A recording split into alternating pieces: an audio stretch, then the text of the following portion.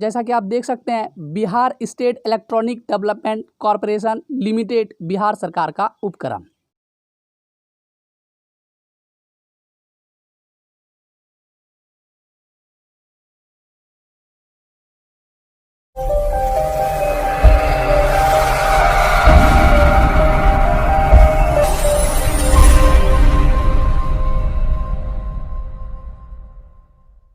नमस्कार दोस्तों, मैं गौरव एक बार फिर से आपका बहुत बहुत स्वागत करता हूं आपके अपने हेल्पिंग गौरव यूट्यूब चैनल पर। दोस्तों, जैसा कि आप देख सकते हैं बेल्ट्रॉन ज्वाइनिंग लेटर सेवा अवधि विस्तार पत्र देख लो, मैंने अपना वादा पूरा किया। हाँ दोस्तों, आज से कुछ दिन के पहले के वीडियो में मैंने आप सभी से पूछा था कि क्या आप बेल्ट्रॉन ज्वाइनिंग लेटर देखना चाहते हैं, तो बहुत सारे स्टूडेंट का कमेंट आया था कि हाँ सर मुझे देखना है, मुझे देखना है, मुझे भी दिखा दो। इस तरह का बहुत सारा कमेंट आया था दोस्तों, वो भी बहुत कम समय में। तो मैंने दोस्तों उसी दिन डिसाइड किया था कि आप लोग को बेल्ट्रॉन ज्वाइनिंग लेटर दिखाना है। लेकिन दोस्तों मैं आपको एक बात यहाँ पे बता देना चाहता हूँ कि ये जो मैं लेटर दिखाने वाला हूँ वो बेल्ट्रॉन ज्वाइनिंग लेटर सेवा अवधि विस्तार पत्र है, ठीक है दोस्तों। लेकिन बेल्ट्रॉन ज्वाइनिंग लेटर सेम इसी तरह होता है, ठीक है दोस्तों। इनकी जो बातें नीचे लिखी गई है इंपॉर्टेंट सब बात वो समझना हम लोग को जरूरी है, और वो सारी बातें उसमें भी लिखी होती है बेल्ट्रॉन ज्वाइनिंग लेटर में। और बेल्ट्रॉन ज्वाइनिंग लेटर सेवा अवधि जो होता है उसको जो विस्तार किया जाता है उसमें भी सेम लिखा होता है, ठीक है दोस्तों। लेकिन दोस्तों अगर इसको देखने के बाद भी आपको अगर संतुष्टि नहीं मिलती है तो आप मेरे कमेंट बॉक्स में फिर से कमेंट कर दीजिएगा, मैं उसे भी ऊपर करके आपको दिखाने का कोशिश करूंगा। दोस्तों बेल्ट्रॉन ज्वाइनिंग लेटर डायरेक्ट दिखाने का नहीं मतलब मेरा ये है कि मेरे पास अभी तक आया नहीं है। हकीकत यही है दोस्तों, मैं आप लोग से कुछ भी झूठ नहीं बोलता हूँ। ऐसा नहीं है कि मेरे पास रखा है लेकिन मैं दिखा नहीं रहा हूँ, मेरे पास आया नहीं है। और दोस्तों ये लेटर मैं ऊपर किया हूँ और ये मैं दिखा रहा हूँ। मैं सोचा था डायरेक्ट कि आपको ज्वाइनिंग लेटर ही दिखाऊंगा, लेकिन समय काफ़ी होता जा रहा था, उन सारे स्टूडेंट का विश्वास कमज़ोर होता जा रहा था कि सर बोल तो दिए लेकिन दिखाए नहीं, वीडियो ही लेकर नहीं आए, क्योंकि वो वीडियो बनाने से भी 4-5 दिन हो चुका था, ठीक है दोस्तों। तो आज मैं आप लोग के लिए लेकर आ गया हूँ बेल्ट्रॉन ज्वाइनिंग लेटर सेवा अवधि विस्तार पत्र। और दोस्तों मैं एक बात और यहाँ पे इंपॉर्टेंट बात बता देना चाहता हूँ कि जब मैं इस बेल्ट्रॉन ज्वाइनिंग लेटर को पढ़ूंगा तो वहाँ पे कुछ ऐसा लाइन होगा जिसको आपको पढ़ने के बाद देखने के बाद आपको बहुत ज़्यादा निराशा हाथ लगे। हाँ दोस्तों, कुछ ऐसी भी लाइन है जिसको देखने के बाद, जिसको पढ़ने के बाद आपको निराशा लगेगा कि ये क्या हुआ है। मतलब लग रहा था कि बेल्ट्रॉन में नौकरी मिल गई है तो बहुत मिल गया है, लेकिन यहाँ तो कुछ और लिखा हुआ है। लेकिन दोस्तों मैं आपको बता देना चाहता हूँ, मैं हर चीज़ एक्सप्लेन करके आपको बता दूंगा, ठीक है दोस्तों। और एक बात बता देना चाहता हूँ ये भी कि ऐसा कुछ भी नहीं है, नीचे जैसे जैसे आप आइएगा ना तो नीचे में बहुत इंपॉर्टेंट सब लाइन लिखा हुआ है जिससे आपको लगेगा कि नहीं जो भी हो रहा है सब ठीक है, किसी भी तरह का कोई प्रॉब्लम नहीं है। मैं आपको बता देना चाहता हूँ कि बेल्ट्रॉन में जो आपकी नौकरी हुई है वो बेल्ट्रॉन कंपनी, आप जिस विभाग में जाइएगा उस विभाग से अगर आपको निकाल भी दिया जाता है तो बेल्ट्रॉन दोबारा पूर्ण प्रयास करेगी, बहुत ज़्यादा प्रयास करेगी आपको दूसरे विभाग में डालने का। तो ऐसा कोई चांस ही नहीं होता है। बाकी मैं आगे के वीडियो में कवर करता जाऊँगा हर इंपॉर्टेंट लाइन को। तो चलिए दोस्तों सबसे पहले हम लोग उस कमेंट को दिखा देते हैं। आप देख सकते हैं रिंकी कुमारी ने कमेंट किया था हमें भी देखना है सर। उसके बाद आगे बढ़े तो देख सकते हैं नहीं देखे हैं दिखा दीजिए, ठीक है दोस्तों। उसके बाद देख सकते हैं ज्वाइनिंग लेटर दिखाइए। इस तरह का दोस्तों बहुत सारा कमेंट है, देख सकते हैं मोहम्मद सलीम जी का, सर ज्वाइनिंग लेटर देखना चाहते हैं सर प्लीज़। तो इस तरह का दोस्तों बहुत सारा कमेंट है, आप देख सकते हैं कमेंट का एकदम लगा हुआ है, एकदम लंबी लंबी लाइन लगी हुई है कमेंट का।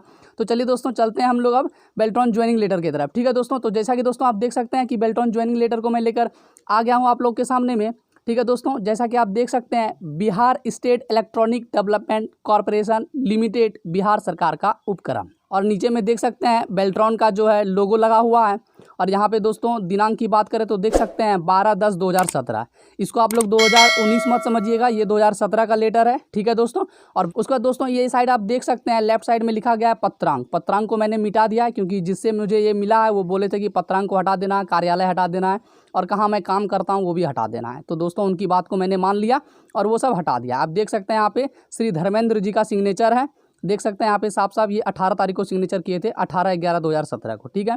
सेवा में जो भी कार्यालय, यहाँ पे कार्यालय का नाम था जिसे मैं हटा दिया हूँ।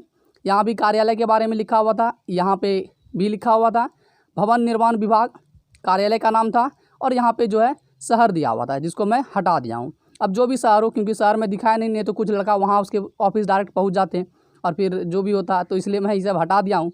विषय में दोस्तों आगे बढ़े तो आप देख सकते हैं यहाँ पे लिखा गया है विषय डाटा एंट्री ऑपरेटर का सेवा अवधि विस्तार के संबंध में।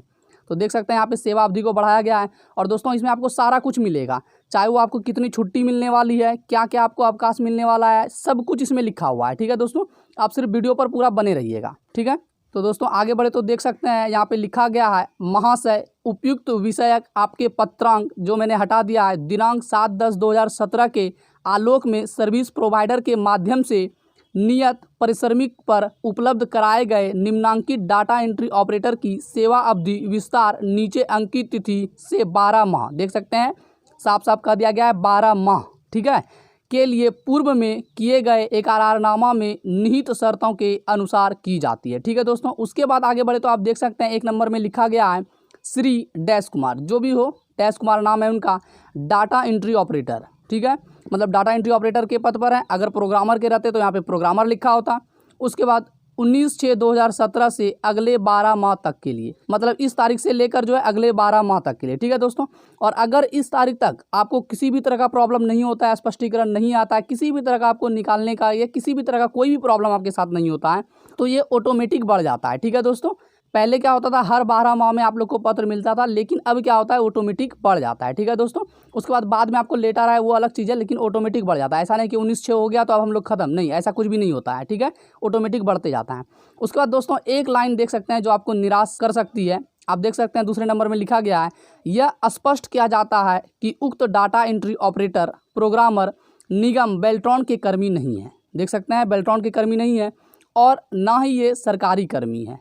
इन कर्मियों का संबंध चयनित सर्विस प्रोवाइडर से है और इनकी EPF, ESI आदि वैधानिक कटौती तथा सभी प्रभावी वैधानिक प्रावधानों के अनुपालन की जिम्मेदारी सर्विस प्रोवाइडर की है। देख सकते हैं यहाँ पे साफ साफ कह दिया है कि ना ही आप बेल्ट्रॉन के कर्मी हैं और ना ही आप सरकारी कर्मी हैं। ठीक है दोस्तों, आप जो कर्मी हैं वो सर्विस प्रोवाइडर की हैं, जो आपको सर्विस प्रोवाइड करेगा। ठीक है दोस्तों, अब मैं यहाँ पे एक चीज़ स्पष्ट कर देना चाहता हूँ कि नीचे के लाइन में आप देखिएगा, मैं आपको दिखाऊंगा, उसमें लिखा गया है कि अगर आपको कोई विभाग निकालता है किसी भी प्रॉब्लम से, तो बेल्ट्रॉन आपको पुनः जो है नियुक्त करने की कोशिश करेगी। तो आप सोच सकते हैं यहाँ पे जो सिर्फ लिखा गया लाइन वो सिर्फ डराने के लिए या फिर जो भी समझिए एक उनका जो है नियम है तो वो लिख दिए हैं, लेकिन ऐसा कुछ नहीं है। अगर आप बेल्ट्रॉन के कर्मी नहीं हैं तो फिर बेल्ट्रॉन नीचे क्यों लिखी है लाइन, अभी मैं दिखाऊंगा आपको कि अगर आपको हटा दिया जाता है तो बेल्ट्रॉन पूर्ण प्रयास करेगी। साफ साफ लिखा है पूर्ण प्रयास, मतलब पूर्ण प्रयास का मतलब पूरा प्रयास करेगी, हद तक प्रयास करेगी कि वो आपको किसी और जगह जो है शिफ्ट कर दे, किसी और जगह नौकरी आपको दे दे। तो फिर यहाँ पे लाइन का क्या मतलब आप समझ सकते हैं, इसलिए मैं बोल रहा हूँ आपको घबराना नहीं है, बिल्कुल भी घबराना नहीं है आप लोग को। ठीक है, उसके बाद दोस्तों आगे बढ़ते हैं और देख सकते हैं दोस्तों यहाँ पे लिखा गया है कि उक्त कर्मियों के आचरण एवं कर्तव्य निष्ठा के अनुश्रवण की जिम्मेदारी अधियाची कार्यालय की होगी। ठीक है, किसी प्रकार के दुराचरण, कर्तव्यहीनता और क्षमता आदि की स्थिति में इन्हें किसी भी समय कार्यमुक्त किया जा सकता है। इस लाइन का दोस्तों मतलब ये है कि जो आपकी कर्तव्य निष्ठा का अनुसरण करना होगा आपको, उसकी जिम्मेदारी कार्यालय की होगी, वो तो ठीक है, लेकिन अगर किसी प्रकार का दुराचरण, मतलब अगर आपका चरण सही नहीं है, आप घूस लेते हुए पकड़े जाते हैं या कुछ और आपके साथ होता है, या कर्तव्यहीनता, जो आपका कर्तव्य है वो नहीं करते हैं, ठीक है, और क्षमता आदि की स्थिति में अगर ऐसा स्थिति होता है कि आप घूस लेते पकड़े जाते हैं या फिर अपने कर्तव्य पर आप खड़े नहीं उतरते हैं, जो आपके सर हैं, हेड हैं उस ऑफिस के, वो बोले आपको जो काम करने के लिए वो आप नहीं करते हैं, कर्तव्यहीनता में पाए जाते हैं, तो आपको कभी भी जो है कार्य से मुक्त किया जा सकता है। ये चीज़ आप समझ लीजिए। उसके बाद दोस्तों आगे बढ़ते हैं। इसलिए दोस्तों मैं बताता हूँ कि मैं जो वीडियो बनाता हूँ कि बेल्ट्रॉन ज्वाइनिंग से पहले एक्सेल के इस काम को सीखे, वर्ड के इस काम को सीखे, तो वो सब वीडियो देखकर आप सीखते जाइए ताकि आपको किसी भी काम को करने में कोई भी प्रॉब्लम नहीं हो। ठीक है, तो आपके साथ ऐसा समस्या नहीं होगा। आगे बढ़ते हैं दोस्तों, 4 नंबर पे देख सकते हैं यहाँ पे लिखा गया, इस प्रकार से कार्य पर लिए गए उक्त व्यक्तियों के द्वारा किसी भी प्रकार के सरकारी अस्थायी या अस्थायी नियोजन का दावा मान्य नहीं होगा। मतलब कि ये जो कर्मी है, जो भी नाम था यहाँ पे, जो भी कर्मी है, वो कभी भी ये दावा नहीं कर पाएंगे कि मैं सरकारी जो है अस्थायी या फिर अस्थायी नियोजन का दावा करता हूँ, वो कभी नहीं कर पाएंगे। यहाँ पे लिख दिया गया है। 5 नंबर में देखिए दोस्तों, यदि निगम बेल्ट्रॉन के द्वारा किसी सर्विस प्रोवाइडर की सेवा समाप्त की जाती है तो उक्त कर्मियों की सेवा भी उसी तिथि को स्वतः समाप्त हो जाएगी। ये लाइन है। उसके बाद आगे देखिए क्या लिखा है, बेल्ट्रॉन अन्य सर्विस प्रोवाइडर से उक्त प्रकार के कर्मियों की सेवा उपलब्ध कराने का पूर्ण प्रयास करेगा। देख सकते हैं कह रहा है कि अगर बेल्ट्रॉन के द्वारा सर्विस प्रोवाइडर की सेवा समाप्त की जाती है, मतलब कि अभी जो डाटा एंट्री ऑपरेटर पास किए हैं 2019-20 के, अगर उनको जो है मान लेते हैं बेल्ट्रॉन उर्मिला की तरफ से ज्वाइन कराया जाता है, मतलब कि बेल्ट्रॉन कंपनी जो है बेल्ट्रॉन उर्मिला को देती है कि इन सब का आप जो है नियुक्ति करवाइए। ठीक है, और बेल्ट्रॉन बाद में क्या करता है कि उर्मिला का ही सेवा समाप्त कर देता है कि नहीं, अब उर्मिला से मुझे काम नहीं लेना है। तो जितना भी उर्मिला के माध्यम से जिस विभाग में काम कर रहे हैं उनका सेवा समाप्त हो जाएगा ऑटोमेटिक। लेकिन दोस्तों एक बात आप बताइए, यहाँ पे एक चीज़ और समझने की है। अभी के समय में 2 आदमी भी अगर कोई पार्टिसिपेट करके कोई कंपनी खोलती है तो बहुत बड़ा बड़ा वकील से मिलकर हर पेपर को तैयार किया जाता है और एकदम कागजी जो है बहुत ही मजबूती से काम किया जाता है।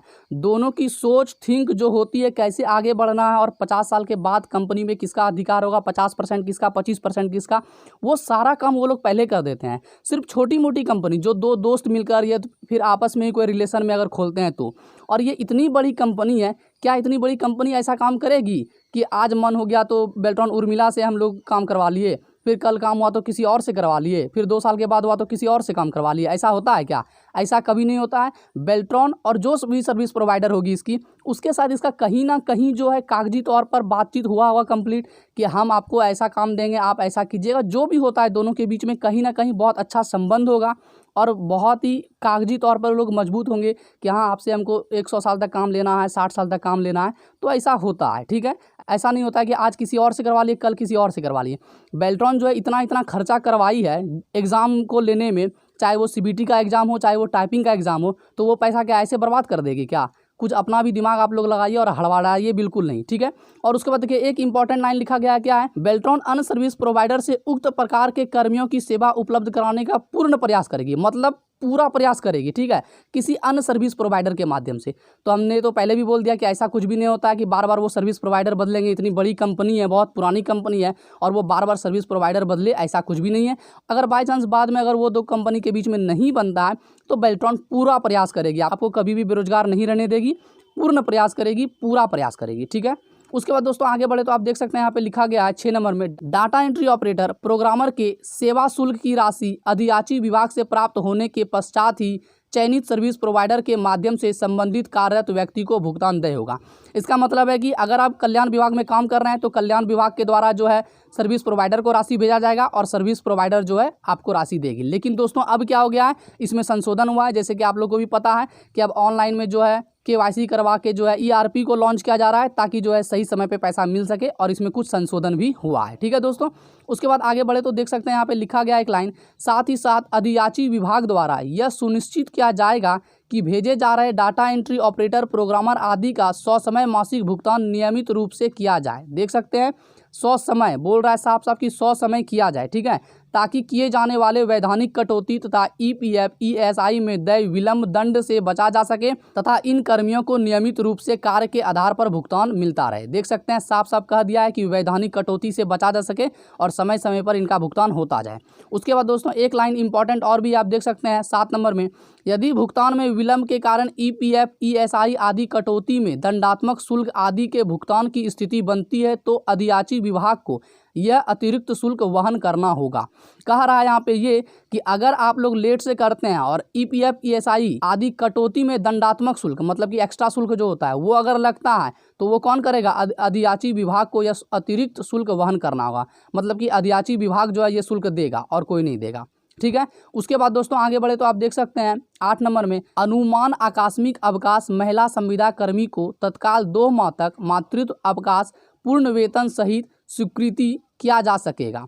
देख सकते हैं यहाँ पे साफ साफ कह दिया है कि जो महिला संविदा कर्मी होगी, जो लड़की लोग मतलब कि डाटा एंट्री ऑपरेटर बन रही होगी और अगर भविष्य में वो अगर माँ बनने वाली होगी तो उनको 2 माह का, देख सकते हैं 2 माह का छुट्टी मिलेगा, वो भी क्या वेतन सहित, 1 भी रुपया पैसा नहीं कटने वाला है और 2 माह तक वो घर में रह सकती है और उनको पैसा मिलेगा जब वो माँ बनने वाली होगी। देख सकते हैं यहाँ पे, वहाँ पे तभी पेपर भी लिया जाएगा। ऐसा नहीं कि आप कभी भी छुट्टी ले लिया ऐसे बोलकर, नहीं, वहाँ पे पेपर भी लिया जाएगा कि प्रेग्नेंट है वो या नहीं है, जो भी हो उसका पेपर लिया जाएगा, उसके बाद उसको छुट्टी मिलेगा, ठीक है। उसके बाद दोस्तों आगे बढ़े तो आप देख सकते हैं यहाँ पे एक इंपॉर्टेंट लाइन और है कि आकस्मिक अवकाश 6 दिवसीय कार्य सप्ताह वाले कार्यालयों में कार्य करने वाले संविदा कर्मी को संविदा नियोजन के 1 वर्ष में 15 तथा 5 दिवसीय कार्य सप्ताह वाले कार्य में संविदा कर्मी को संविदा नियोजन के 1 वर्ष में 12 दिनों का आकस्मिक अवकाश देय होगा। इस लाइन का मतलब ये है कि जिस विभाग में आप काम करते हैं वहाँ अगर 6 दिन का काम चलता है, ठीक है, सिर्फ संडे को छुट्टी रहता है और 6 दिन तक चलता है, तो आपको पूरे साल भर में जो है 15 छुट्टी दिया जाएगा, ठीक है। और अगर आपका ऐसा विभाग मिल गया है आपको जिसमें सिर्फ 5 दिन ही विभाग चलता है, ठीक है, शनिवार और रविवार दोनों ऑफ रहता है, सिर्फ 5 दिन ही चलता है, तो आपको 1 साल में सिर्फ 12 छुट्टी ही मिलेगा। ये बात आप समझ लीजिए। अगर 6 दिन का आपका ऑफिस चल रहा है तो आपको 15 दिन का छुट्टी मिलेगा। अगर आपका ऑफिस 5 दिन का चल रहा है तो आपको छुट्टी 12 दिन का मिलेगा। उसके बाद देखिए यहाँ पे क्या लिखा गया है, इसके अतिरिक्त सभी रविवार एवं राजकीय अवकाश तय होगा। मतलब रविवार को तो छुट्टी होगी, साथ ही साथ राजकीय अवकाश का भी मतलब आप लोग जानते होंगे कि ईद, दीपावली, दुर्गा पूजा, मुहर्रम, ठीक है, ये सब जितना भी पर्व है, छठ पूजा, सब में छुट्टी आप लोग को मिलेगा। इसका भी आप लोग का 1 भी रुपया नहीं कटने वाला है, टोटल पैसा आपको मिलने वाला है। उसके बाद दोस्तों आगे आए तो देख सकते हैं विश्वास भाजन लिखा हुआ है, देख सकते हैं 2017 का ही है, और विजय कुमार का सिग्नेचर है, देख सकते हैं विजय कुमार का सिग्नेचर है, प्रभारी मानव संसाधन। ठीक है दोस्तों, तो आशा करते हैं दोस्तों ये लेटर को देखने के बाद आपके अंदर बहुत ही ज़्यादा उम्मीद की किरण जग गई हो। बहुत चीज़ पॉजिटिव ही लिखा गया है इसमें, 1-2 बातें निगेटिव है जिसको आप लोग को दिमाग में नहीं डालना है, सिर्फ पॉजिटिव ही सोचना। और बहुत अच्छी जॉब है बेल्ट्रॉन, ठीक है, किसी भी तरह का आपको कोई प्रॉब्लम नहीं होगा, सिर्फ आप लोगों को काम अच्छे से सीख लेना है। तो दोस्तों अगर आपको इससे संतुष्टि मिल गई हो तो आप मेरे कमेंट बॉक्स में कर दीजिएगा कि सर हाँ ठीक है, थैंक यू, बहुत अच्छा लगा देखकर।